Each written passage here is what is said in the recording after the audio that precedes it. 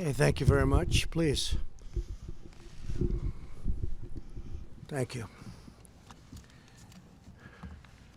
Big day today at the White House.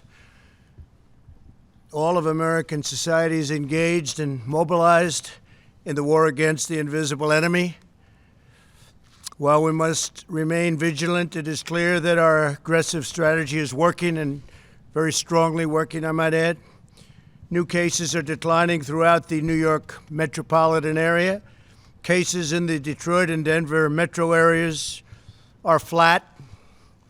Washington, D.C., Baltimore, Philadelphia, and St. Louis are showing great signs of progress, and new cases in Houston and New Orleans are declining.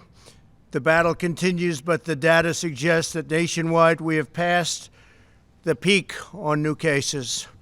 Hopefully that will continue, and we will continue to make great progress.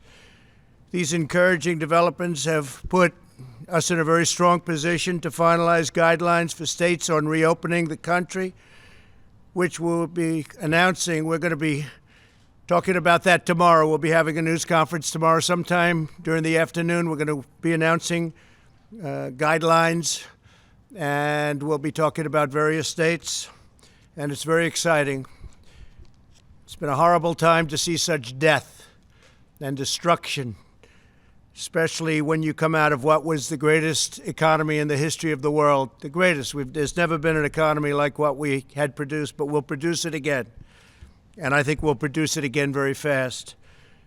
The medical and healthcare advances we've made are critical to our continued progress. We've rapidly developed the most expansive and accurate testing system anywhere in the world, and have completed more than 3.3 million tests. To date, we have authorized 48 separate coronavirus tests, and the FDA is working with 300 companies and labs to widen our capacity still further. Today, Abbott Labs announced that it has developed an antibody test that will determine if someone has been previously infected with the coronavirus and potentially developed immunity. It's a great test. The company says these tests could be available to screen up to 20 million people in a matter of weeks.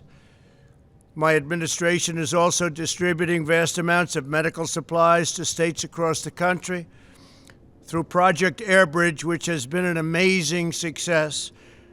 We have completed 44 flights, and these are flights of very, very large airplanes, massive cargo planes.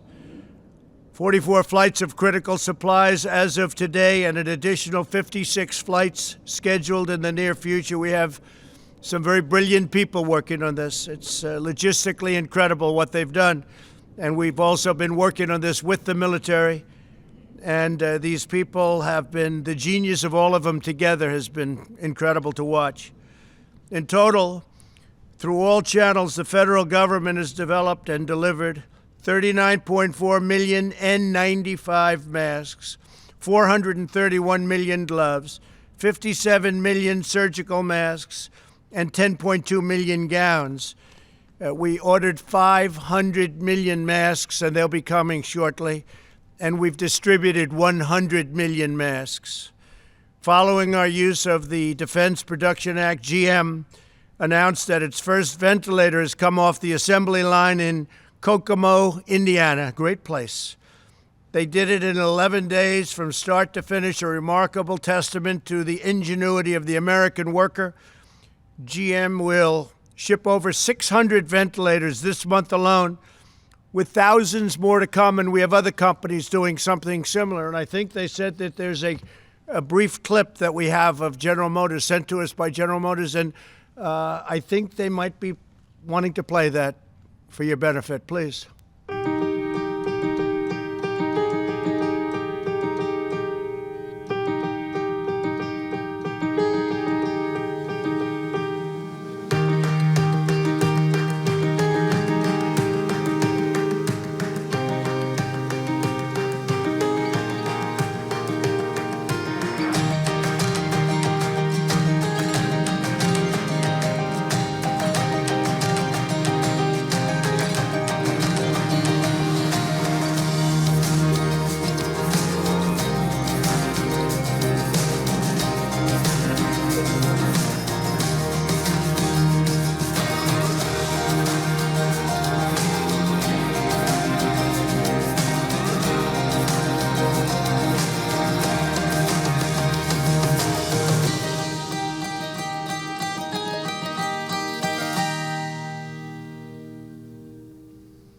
I know you got a little bit nervous when you saw there was a clip about ready to be played, but that was sent to us by General Motors, and we thought it would be a good one to play. It's amazing. It's, what they've done in a very, very short period of time. They're now making thousands of ventilators, and they're coming out of the factory very rapidly at a clip that nobody can even believe. But we have others also doing it, and these are very high-grade ventilators. So we're helping a lot of people, and at this moment, nobody needs them. We have to remember, during the surge, nobody's needed them for weeks now. But we'll have them for stockpiles, and very importantly, we're going to have them for other countries because nobody's able to do things like we can do, and we're going to be able to help other countries that are having tremendous problems, to put it mildly. My administration is using every available authority to accelerate the development, study, and delivery of therapies, so important therapies, treatments, and ultimately what we want to come up with is a safe vaccine. But frankly, the therapies to me are the most important because it takes care of people right now. The vaccines have to be tested, so it takes a longer period of time. But we have some great potential therapies already, and we'll see how they're working. We'll be able to report on that, I think, over the next week or two. Tremendous progress has been made. At least 35 clinical trials of promising therapies are now underway. So 35 different genius companies. If you look at AIDS, if you look at Ebola, if you look at so many things, they've come up with the answers to so many things. You wouldn't have believed it, and we're very honored to be working with them. They include antivirals and also, and they something which is incredible, keeps the virus from multiplying, a mechanism that keeps the virus from multiplying, immune therapies that prevent the immune system from overreaching to the virus, and convalescent plasma treatments that use antibodies from the blood of recovered patients. So we have a lot of patients who recover, and they're so happy to have recovered that the first thing they do is say, we want to give our blood. And they do that. It's incredible. We have thousands of people that are doing that. They recover. They feel they have an obligation because they've gotten such great care. And a lot of them didn't think they were going to make it. As the entire U.S. government works to combat the global pandemic, it is absolutely essential that the key positions at relevant federal agencies are fully staffed, and we're not allowing that to take place through our Congress. They're just not giving it to us. We have many, many positions that are unstaffed because we can't get the approvals. The Democrats are holding us up. We cannot get approval. We've gotten judges because we go through the process. I guess we're up to 448 federal judges. And that we've gotten because we focus on it. We take the maximum time because no matter who the judge is, they take vast numbers of days and hours to approve, and leaves no time left for others. Very unfair system. If a judge is going to be approved in 1 hour in one session, it doesn't matter. They'll take the maximum number of hours and days. You're talking about days to get one judge approved. And we're close to 250 judges, but because of the way they're doing it, there's no time for anybody else. And many of these people have been waiting for 2.5 years. We have a couple that have been waiting for longer than that. There are currently 129 nominees stuck in the Senate because of partisan obstruction. Many are nominated for vacancies that must be filled to assist with the coronavirus crisis and the resulting economic challenges. And I've read over the couple of years, well, I didn't fill positions. I don't fill positions. In some cases, we don't need the position, and I'm all for that. But in many cases, you do, but we can't get them approved by the Democrats. They won't release them. The positions include the Director of National Intelligence, 2 members of the Federal Reserve Board of Governors, the Assistant Secretary of Treasury for Financial Markets of the United States, and the Undersecretary of Agriculture responsible for administering food security programs. And Sonny Perdue, who's going to be speaking today, is saying, please, can I have this man, can I have this particular person approved as soon as possible? He's been telling me that for a long time, and the Democrats won't allow it to happen. Again, every single judge, every nominee we have goes through maximum or at least they go through a long process. So it takes days and days, and there's no time left, and it's just a concerted effort to make life difficult. An example is Michael Pack. He's my nominee for the CEO of the Broadcasting Board of Governors, and he's been stuck in committee for 2 years, preventing us from managing the Voice of America. Very important. And if you heard what's coming out of the Voice of America, it's disgusting. What things they say are disgusting toward our country. And Michael Pack would get in. He'd do a great job, but he's been waiting now for 2 years. Can't get him approved. The Senate has left Washington until at least May 4th. The Constitution provides a mechanism for the president to fill positions in such circumstances. The recess appointment, it's called.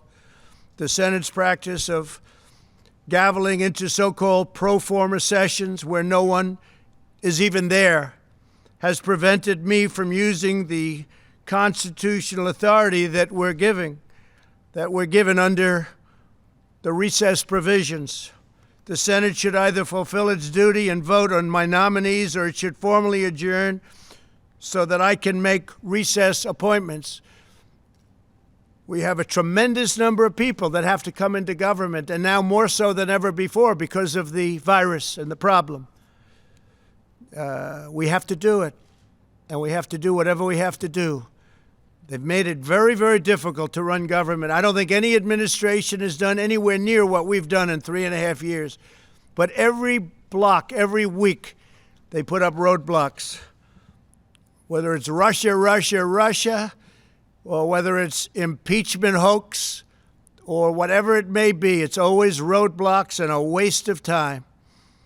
If the House will not agree to that adjournment, I will exercise my constitutional authority to adjourn both chambers of Congress.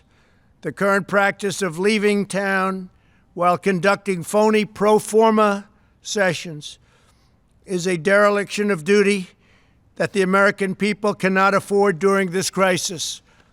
It is a scam, what they do. It's a scam, and everybody knows it, and it's been that way for a long time.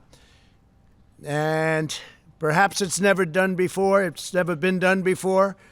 Nobody's even sure if it has, but we're going to do it. We need these people here. We need people for this crisis, and we don't want to play any more political games. I've been waiting for 2.5 years, 3 years for some of these people, and they're great people. They left law firms. They left jobs. They gave up everything to do it, and they've been waiting for 3 years, 2.5 years, 2 years, 1 year to get approved. It's ridiculous. And everyone knows they're going to be approved. But there's only so many hours in the day when you go through judges and you go through lengthy hearings on judges that they know should be approved immediately, and they could do it in one session, and they could do it in 1 hour. And instead it takes them many days. In order to advance the health and security of our nation and all nations, as we announced yesterday, the U.S. government has put a hold on funding to the WHO, World Health Organization, pending a review of the organization's cover-up and mismanagement of the coronavirus outbreak. Over the objections of the WHO, we took decisive action and early life-saving action to suspend travel from China. They didn't want to do it. They were angry that we did it. It was early on. They were angry that we did it. Took them a long time to realize what was going, but I have a feeling they knew exactly what was going on. Tragically, other nations put their trust in the WHO, and they didn't do any form of ban. And you see what happened to Italy. You see what happened to Spain. You see what happened to France. WHO's guidance had failed to control their borders at a very crucial phase, quickly unleashing the contagion around the world. That was a horrible, tragic mistake, or perhaps they knew. I'm sure they didn't know the gravity of it, but perhaps they knew. Because if they knew the gravity, that would be an even worse offense. To ease the economic pain of millions of American families, we've now processed $300 billion in loans to more than 1 million small businesses through the Paycheck Protection Program. This action has saved millions of American jobs. It's been an incredible success, and they want to replenish it now, but again, the Democrats don't want to do that. This is money that goes to the workers of our country. Phase one was $350 billion, and now phase two, we want to do $250 billion. This goes to workers, and it goes to small businesses, so we can save all the small businesses around our nation. Mike McFarland from Nebraska recently said this historic relief has been a godsend for his small factory and the 136 Americans who work there. Save those jobs. Another small business owner, Tim Miller from Oklahoma, called the program a total lifesaver for his auto repair shop's 4 employees. Stories like these underscore why Congress must replenish the Paycheck Protection Program immediately. The Republicans want to do it. They want to do it immediately. They want to do it now. And the Democrats are stopping it. A short time ago, CDC issued public health guidelines for critical industries. In a few moments, Agricultural Secretary Sonny Perdue will elaborate on how these guidelines apply to our nation's dedicated workers in the food processing profession, because it's a profession. It's incredible what they do. Food processing, and they're keeping our grocery stores full. The shelves are not bare like the shelves that I inherited when we took over the stockpile, the medical stockpile, where the shelves were bare. The cupboard was bare, I say.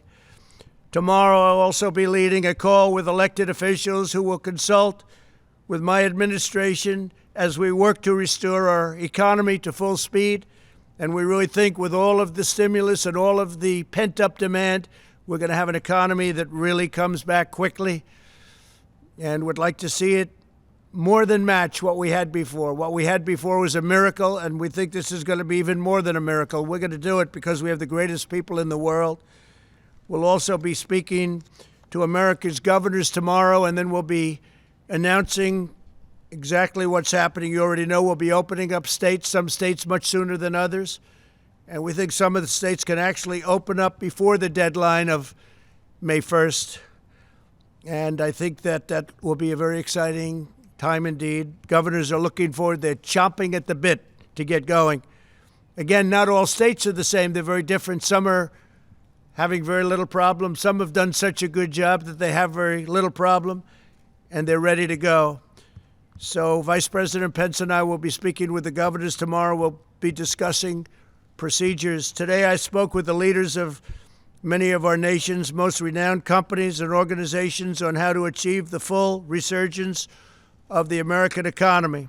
My discussions included top leaders in health and health care, transportation, technology, financial services, food, beverages, hospitality, real estate, retail, agriculture, construction, energy, labor, manufacturing, and sports industries. We want to get our country open again. We want to have our sports leagues open. You want to watch sports. It's important. We miss sports. We miss everything. We want to get back. These experts and innovators provided extremely productive feedback on how to safely reboot our economy. They gave us a lot of great ideas. We spoke to a lot of very, very smart people. The highest of the high tech. The level of IQ on some of those calls was about the highest you've ever seen on a phone call, that I can tell you. But we have a lot of great thought went into those calls, and a lot of questions came out, and also statements, very strong statements as to what they recommend. I think it was a great day. We did a lot of calling with a lot of very prominent people, but more importantly, very smart people and people that love our country. They talked about the vital importance of our wide array of relief measures to address the present crisis, and they provided valuable insights on how to move forward, including on the role of protective gear, where we have tremendous amounts of protective gear coming in, robust testing, and the future use of therapies and treatments. They also underscored the crucial importance of strong supply chains and communications infrastructure.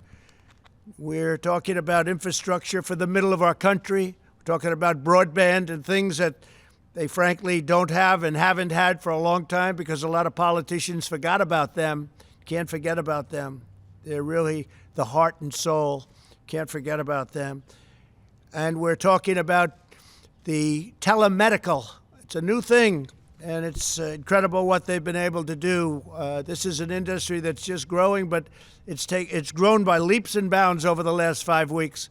People are learning so much. Without the ability to see a doctor, they're learning so much, and a lot of good things are happening. That's something that's really, going forward, I think, going to be very important for our country. As we've seen throughout our proud history, America is never greater than when our people are working in unison toward a common goal. That's what's happening right now.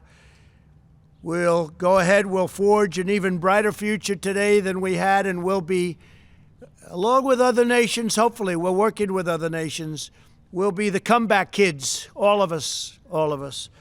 It's incredible what's going on. I'm very proud of the people of this country. I'm very proud of the people I spoke to today. These are truly great, brilliant people, and we've gained tremendous insight. So tomorrow's going to be a very big day. We're going to be speaking with the governors. We'll have some information on some openings. And again, we'll have some openings that will exceed our expectations, and they'll be safe, they'll be strong, but we want to get our country back. We want to get our country back, and we're going to do it, and we're going to do it soon. With that, I'd like to ask Dr. Birx to come up and say a few words, and then Secretary Sonny Perdue, and then Vice President Pence. Thank you very much. Thank you. Thank you.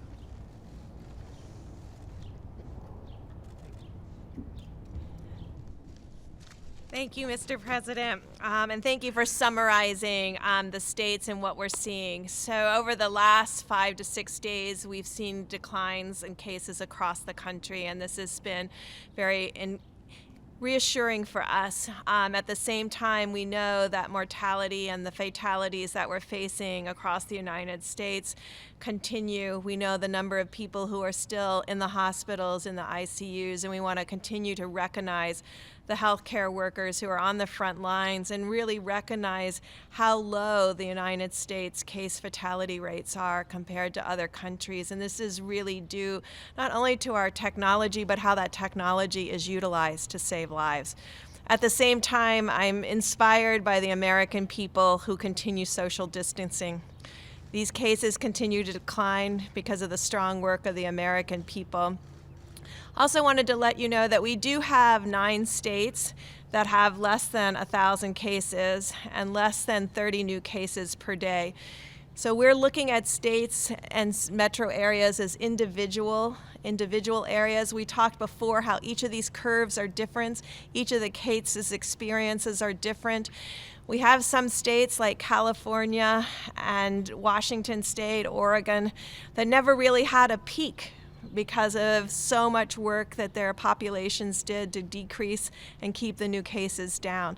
So each of these individual states and individual metros are being studied very specifically. I do want to highlight, and we are remaining concerned, and we've been having discussions with Rhode Island. Rhode Island and Providence are in a unique situation. First, they had increasing cases from the New York City area, and now they have new increasing cases from the Boston area. They're caught between 2 incredible hot spots in the country. They're doing an extraordinary job. They're caring for the individuals in the front lines, but Providence continues to have new cases.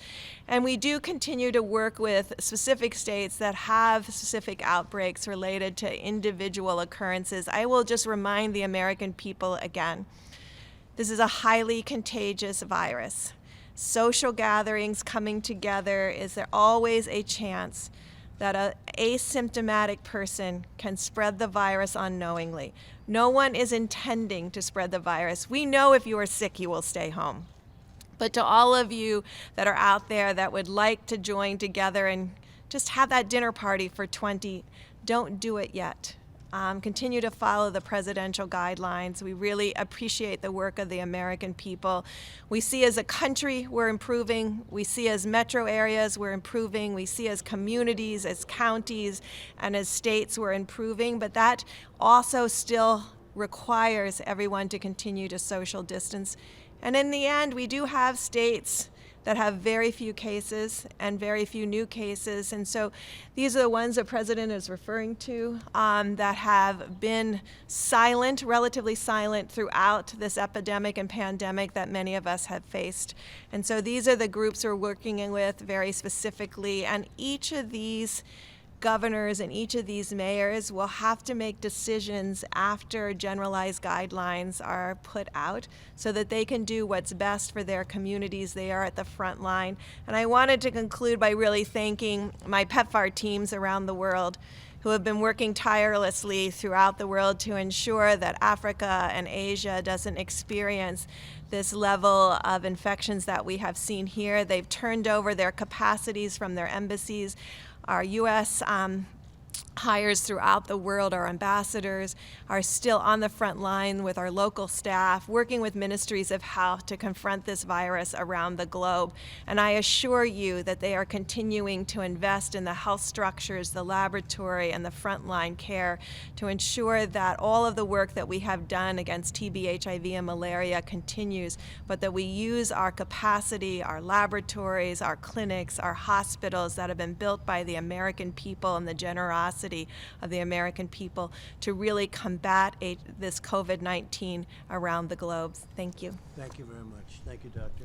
Sonny, please.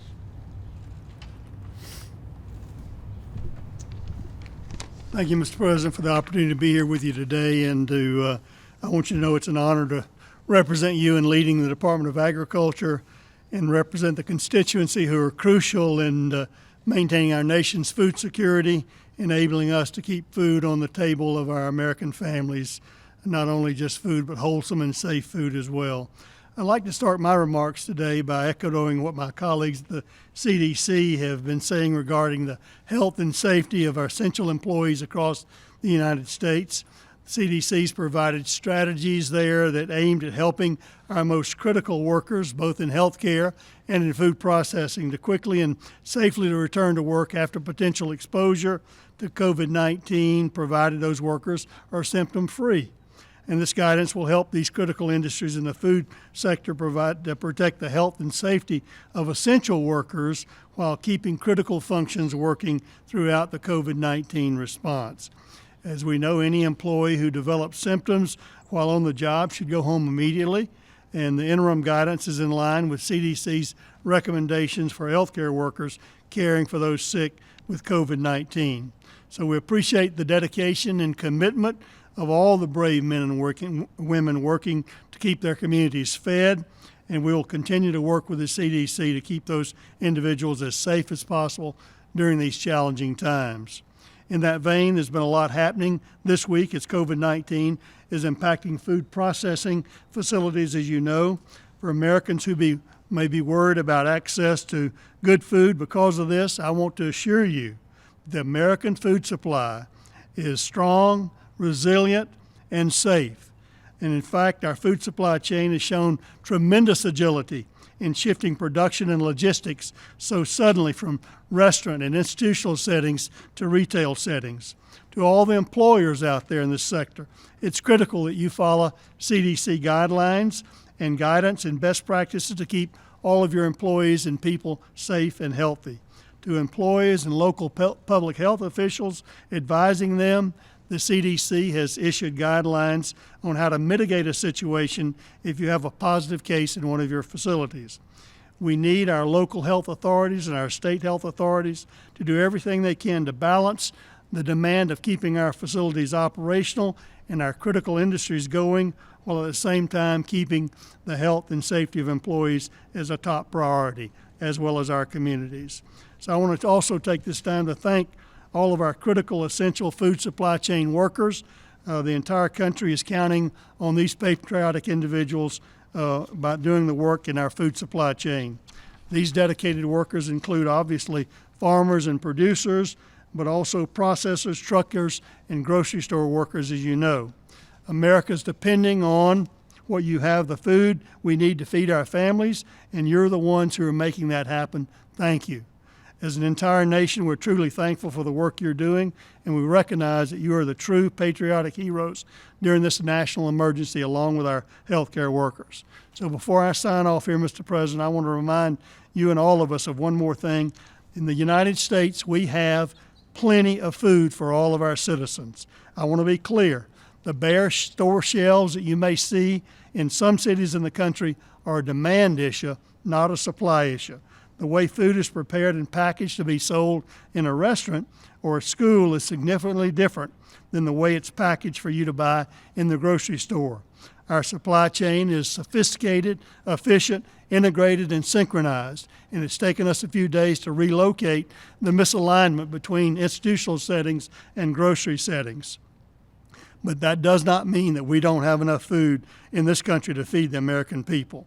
You might think of it as an interstate when it's flowing along well and you have a crash at one place, it backs up, and that's what's happened in the food supply chain, but we're working through that. Yet through all this, our food supply chain has proven to be very resilient, just like American people. To the extent we have challenges, we have and continue to need to work through it all together. And we can and we will get through this with a whole of American approach, Mr. President, a critical partnership between state and local health officials, a management of companies, and the employees, and we will meet any challenges we face by working together. Thank you, sir, for the opportunity. Thank you very much. And before the Vice President comes up, I just wanted to say, speaking of Sonny, China has paid us billions of dollars, many, many billions of dollars in tariffs, which we've distributed some to the farmers because they were targeted. We have many billions of dollars being held by Sonny, and I've told him to distribute much of that money to the farmers. Our farmers were targeted, and now they're benefiting by the amount that they were targeted. And we are very honored to do that. And Sonny, you're going to start that process very soon. You'll let the farmers know. Nobody can take advantage of our farmers. So we have a lot of money that we've taken in from China. We're going to be distributing that money from Sonny to the farmers. And there's tremendous money over and above that. That money was paid directly into the Treasury of the United States. This has never happened to China before. They never gave us 10 cents. Now they're paying us billions of dollars, and we appreciate it. So thank you very much, Sonny. Great job. Please. Mike, please.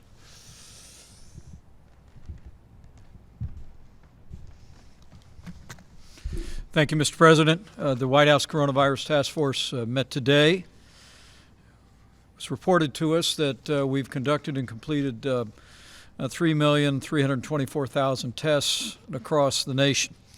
More than 619,000 Americans have tested positive. But as you reflected yesterday when we welcomed coronavirus survivors here to the White House from across the country, some more than 45,000 Americans have fully recovered.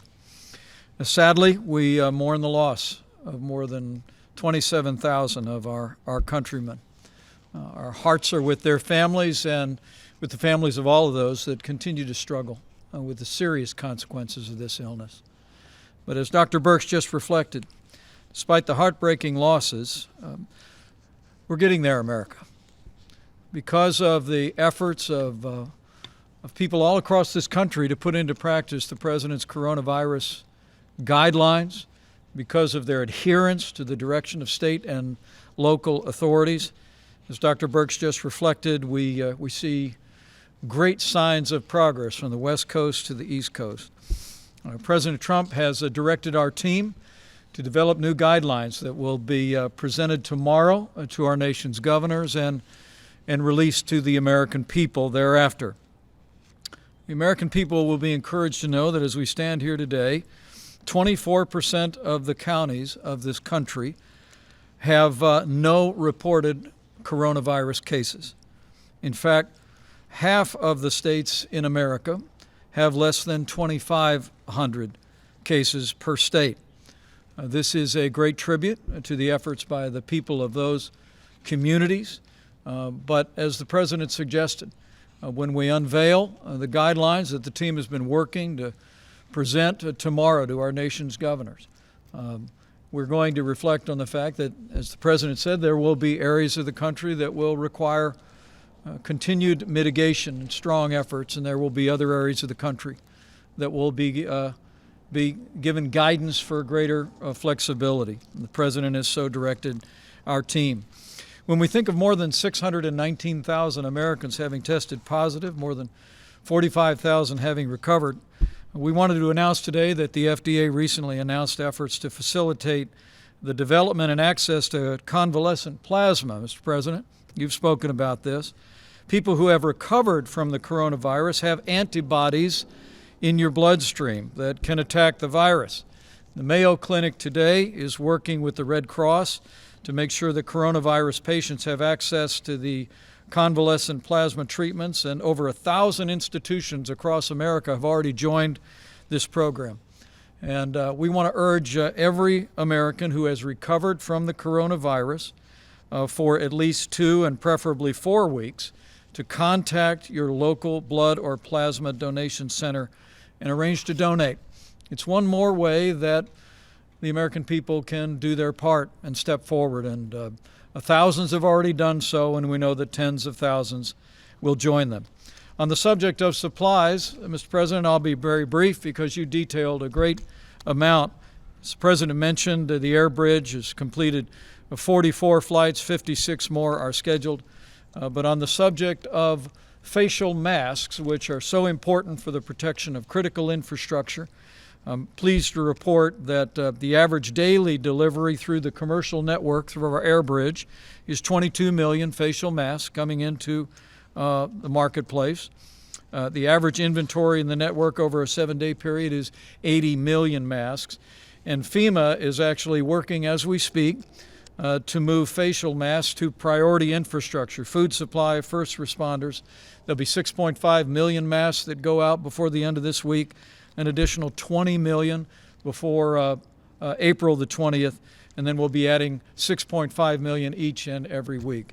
At the President's direction, we're going to ensure that all of those that work in food supply, all of those first responders, have access to masks, and we're increasing those every day. Finally, I know I speak for the President when I say how proud we are of all of our healthcare workers across the country, and how proud we are of the men and women in uniform, our medical professionals who have been deployed across the nation, literally by the thousands. In fact, as we stand here today, 576 doctors, nurses, and other military medical professionals have been deployed to 13 hospitals across the nation, 10 in New York, and 1 in Connecticut, Texas, and Louisiana each.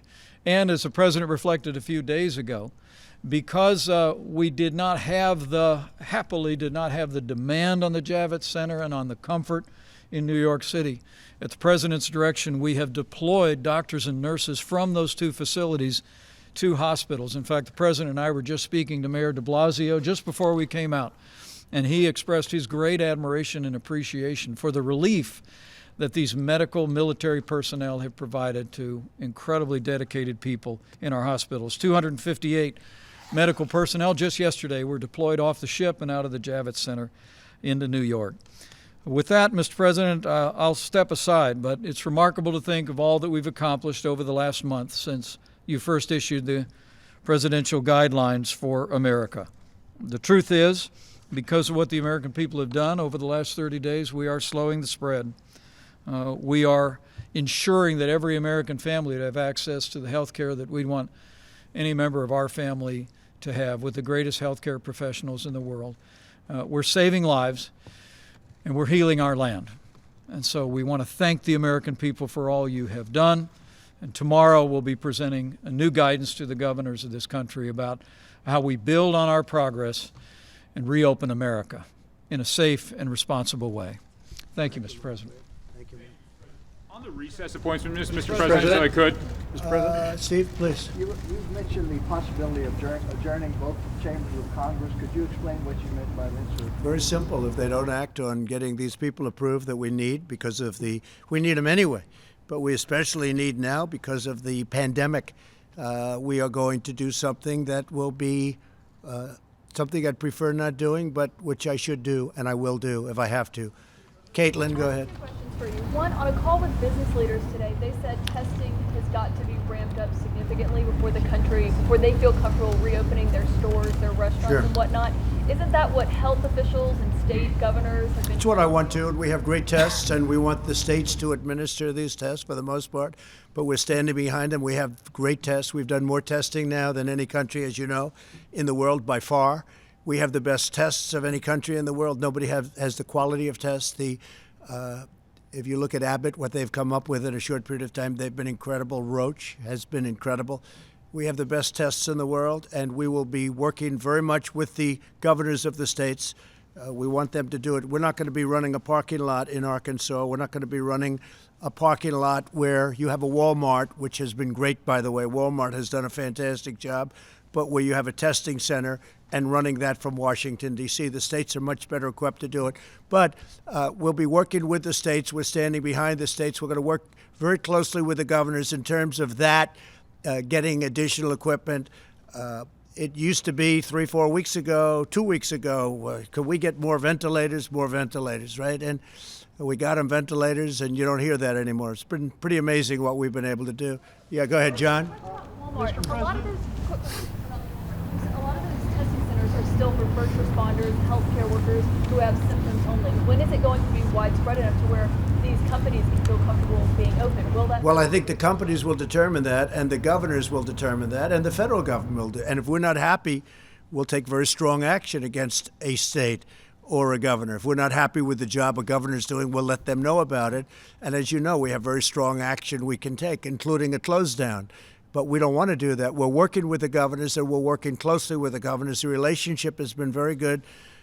Vice President has had a lot of conversations over the last 2 weeks with either 50 or almost 50 governors on every conversation, and they've been really positive conversations.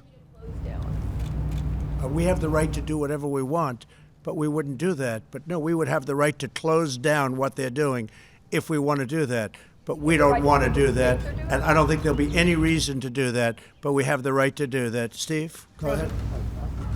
Go ahead. You got me already. Mr. President, why did you have your name added to these coronavirus relief checks?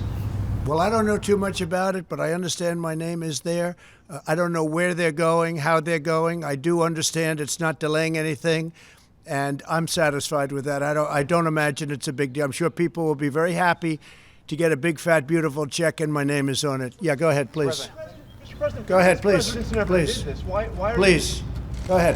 Thank you, Mr. President. Dr. Birx just said that Rhode Island is seeing an increase in cases from people that are coming from Boston and New York. You just said you'd like to reopen some states before May 1. How will you stop a second spike in cases if people are traveling between states? How will you control the flow of people? Well, the governors can control that flow, as an example. In fact, I just saw a little while ago it was reported that certain borders are being controlled already by states. They're starting to take control of their borders, which is good. So they'll be controlling. They may do testing for people wanting to come in. I'd read that about Rhode Island, so they have to watch it. They have to be very careful. Yeah, please, in the back. Mr. President, about reopening the country again. You said, along with other nations, what form would it take? Are you considering also relaxing the border between Canada and the U.S.? So our relationship with Canada is very good. We'll talk about that. It will be one of the early borders to be released. Canada's doing well. We're doing well. We'll see. But at some point, we'll be doing that. In the meantime, nations that are heavily infected, we have a lot of nations that are heavily infected. Some are getting better. Some are still on the way up, unfortunately. We're keeping very strong borders with those nations. But with Canada, we are talking about different things. Yeah, please. Mr. President, you said the evidence suggests that nationwide we have passed the peak on new cases. What's your evidence for that? What are the numbers saying? Well, all we're doing is looking at the numbers. We're looking at our graphs. We're looking at our models. We're getting a great response from Deborah and from Tony and from many of the professionals that are working. We have great professionals working with us. And I think based on that, we're doing very well. Based on that, it looks like we're headed absolutely in the right direction. But some states are looking at other states and they're saying, I can't imagine what they're going through because they're not in that position. They're in very good shape.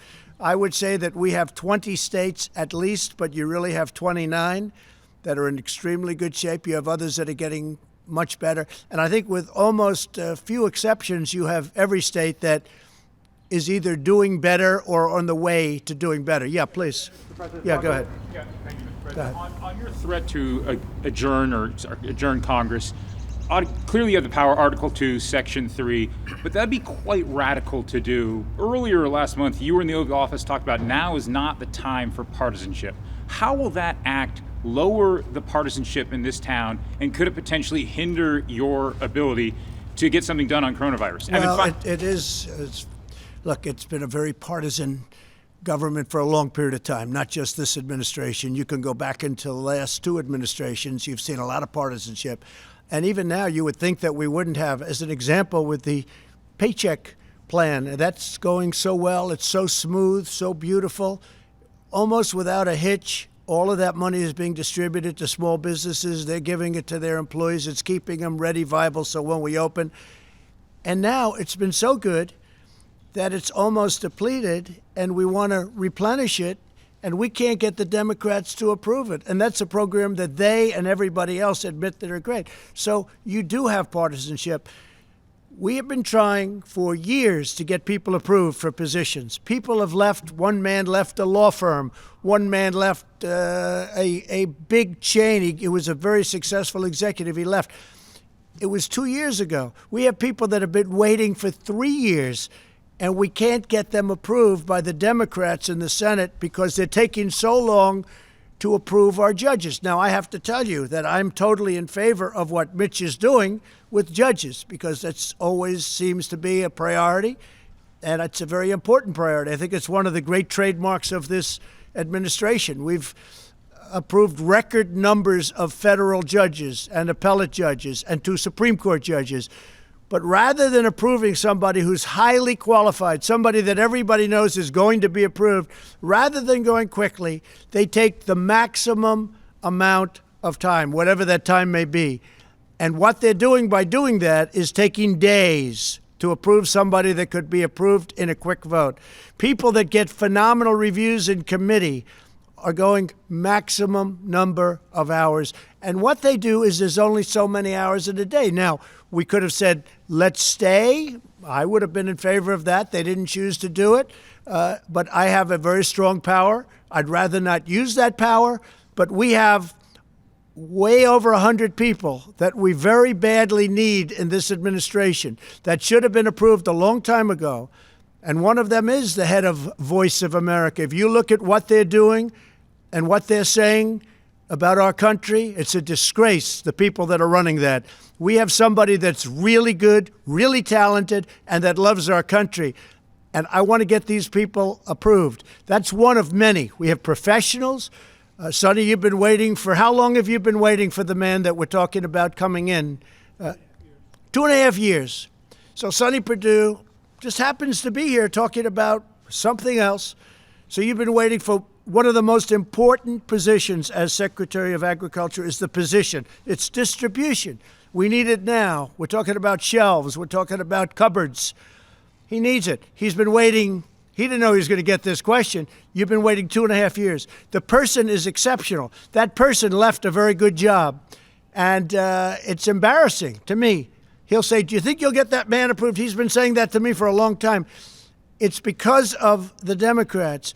And what we're doing is, and I think anybody here would do it, judges are a priority. A federal judge who's going to sit for 50 years, potentially, a young judge going to be sitting for, that's always going to have to be a priority. But because they're taking so much time and approving they're trying to put us through the mill. That's when you talk about partisanship, and it's never, ever happened before. You can look at every administration in the history of this country.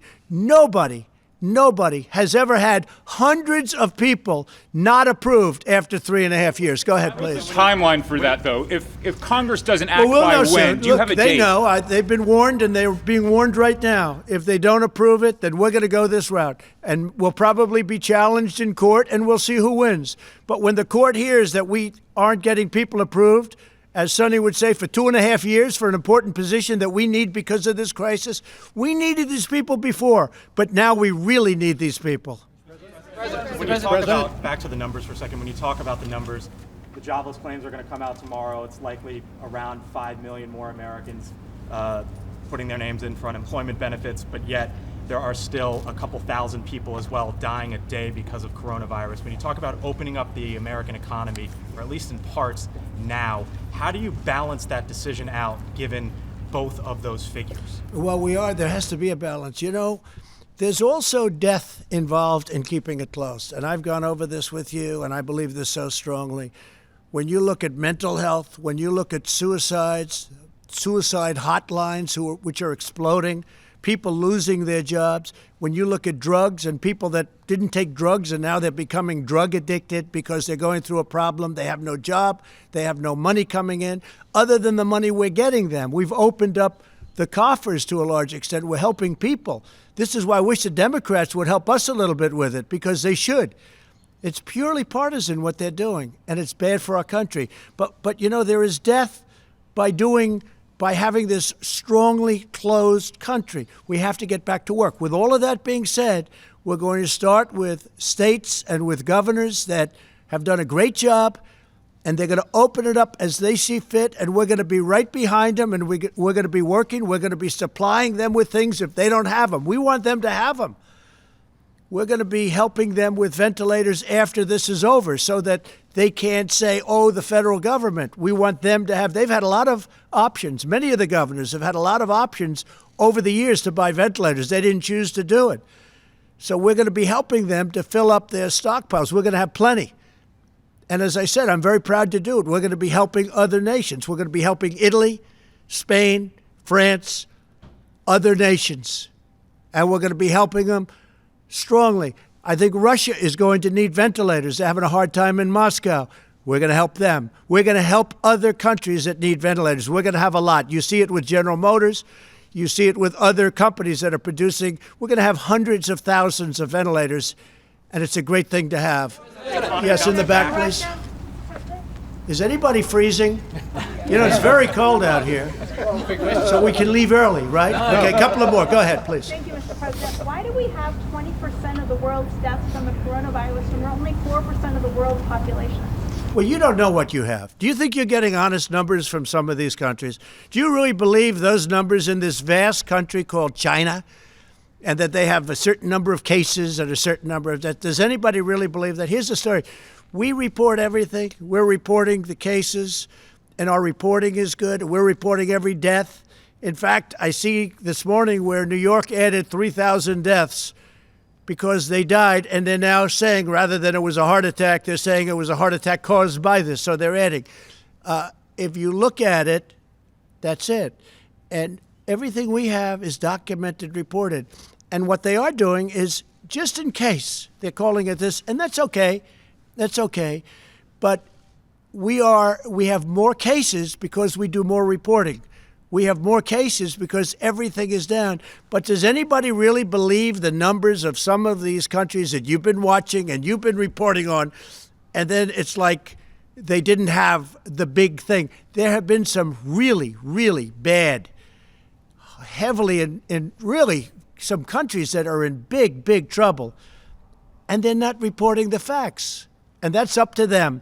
All I know is we report the facts, and we're a country that's getting better. John, go ahead. Mr. President, multiple sources are telling Fox News today that the United States government now has high confidence that while the coronavirus is a naturally occurring virus, it emanated from a virology lab in Wuhan, that because of lax safety protocols, an intern was infected, who later infected her boyfriend, and then went to the wet market in Wuhan, where it began to spread. Does that correspond with what you have heard from officials? Well, I don't want to say that, John, but I will tell you more and more we're hearing the story, and we'll see. When you say multiple sources, now there's a case where you can use the word sources, but we are doing a very thorough examination of this horrible situation that happened. Go ahead, please. In your many conversations with President Xi, Mr. President, did you ever discuss with him State Department concerns about lax safety protocols that had been reported to the State Department from the embassy in Beijing about that laboratory? I don't want to discuss what I talked to him about the laboratory. I just don't want to discuss it. It's inappropriate right now. Please go ahead in the back. Tim Alvia from Channel 9 Australia. There have been calls in our country for Prime Minister Scott Morrison to make funding for WHO conditional on reforms to the organisation. Wanted to get your thoughts on that and if you had any advice for Mr. Morrison. Look, I feel very badly about the World Health Organization, but it's been a tool of China. It's been, as I say, totally China-centric. You take a look at everything that's happened, they've been wrong. I was all for it at the beginning. What do I know? I walked in, I said, World Health Organization, isn't that wonderful? And then you start to see all the mistakes. They didn't want us to close our borders to China, to Wuhan specifically. They didn't want our borders closed. You take a look, Mike was there, we're all there, and they're criticizing me for closing the border. I did that very early. By the way, I did that very early while Nancy Pelosi was trying to have in San Francisco parties in Chinatown, because she thought it would be great. She wanted to show that this thing doesn't exist. These are people, I'll tell you, we have some politicians on the other side that don't know what they're doing. If you look at timelines, you got to look at some timelines. But the World Health Organization, just like the World Trade Organization, I'm telling you, I call them, they have been treating the United States for decades so badly, and they've been so in favor of China. China took off when it joined the World Trade Organization, because of what's happened. Think of it. They're considered a developing nation, and because they're and we're not. Well, we're a developing nation too in my book, okay? We're developing too. But the fact is, we have been treated so badly by these organizations, and believe me, I'm looking at that one too. We're winning a lot of lawsuits right now that we never won before in the past. We're winning a lot of money that we never won in the past. That's with the World Trade. But with the World Health Organization, what's happened there is a disgrace. Here's the other thing. We pay $400 to $500 million a year. China's paying $38, $39, and $40 million a year. And it's like they control this group. I could do that too if I want to devote full time to it or have some very capable people dealing with Dr. Tedros, okay? I could do it too. I could do very well with that. But there's something going on. There's something going on that's very bad. Now, the $500 million that we save, we're going to make a determination over a little period of time. But they're going to either have to make massive changes. I don't even know if they're going to be able to do that. Or we're going to give money to people. We want to help people. You know what we do in Africa with AIDS? People have no idea what we do and the money we spent. We were talking about it the other day, Doctor. We are spending billions of dollars to help people. In the case of one that Dr. Birx is very much involved in, AIDS, billions of dollars. And you know what? It's a great thing. Nobody talks about it. Nobody gives us credit. We do that, and we do it very directly. But we're spending billions of dollars to help people live, and all over the world. But we're spending $500 million to the World Health Organization, and there's something very bad going on. And you know what? I've gotten very much involved. It's been going on for a long period of time, and we don't want to be the suckers anymore. So it's cold out. We will talk to you tomorrow. Big day tomorrow. Very big day. Thank you.